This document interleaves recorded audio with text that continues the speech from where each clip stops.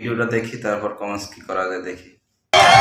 দর্শক এই মুহূর্তে দেখতে পাচ্ছেন যে এটাও দেখতে ভালো। এইচএসসি ব্যাচ 2025 শিক্ষার্থীরা 4 দফা দাবিতে এই মুহূর্তে তারা শিক্ষা ভবন মোড়ে এসেছেন এবং এই মুহূর্তে তোমরা এখন কি জানাইতে চাও, কি দাবি নিয়ে আসছো? আমরা সেটা 4 দফা দাবি নিয়ে আসছি। 1 নম্বর স্যার, আমাদের হচ্ছে সাপ্লিমেন্টারি পরীক্ষা নিতে হবে। 1 মাস বা 2 মাসের ভিতরে পরীক্ষা নিতে হবে এবং আমাদেরকে এমসিকিউ এবং সিকিউ মিলে পাস করে দিতে হবে। 3 নম্বর, প্রশ্নের বৈষম্য রাখা যাবে না। যেমন ধরেন স্যার, এক একটা বোর্ডে এক একটা প্রশ্ন হতে পারে, মানে কঠিন কঠিন অন্য বোর্ডে প্রশ্ন হয়, এই বৈষম্য রাখা যাবে না।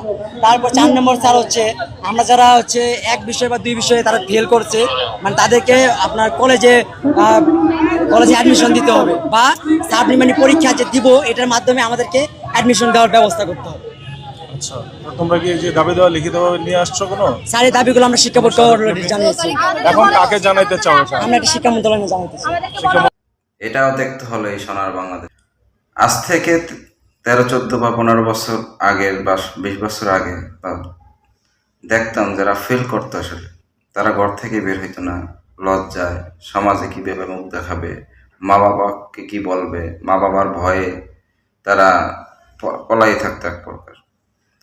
20-25 বছর আগের ঘটনা তারও ভয়াবহ। যারা ফেল করতো তারা তো সমাজে মুখ দেখানোর ভয়ে আত্মহত্যা পর্যন্ত করতে দিত।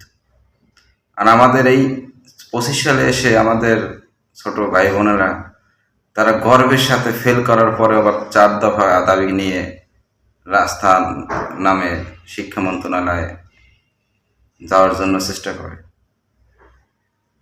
কি বলার আছে বলেন? ঠিক মতো লেখাপড়া করলেই তো হয়, লেখাপড়া করলে তার ফেল করে না। যারা বা কি করবে? দেখতেছে 5ই আগস্টের পর থেকে সবাই সবার দাবি নিয়ে নামতেছে, সবাই আন্দোলন করতেছে, সবার দাবি উপস্থাপনা করতেছে। এরাও চিন্তা করছে যে ঠিক আছে, নামি দাবি আদায় করি, এই আর কি।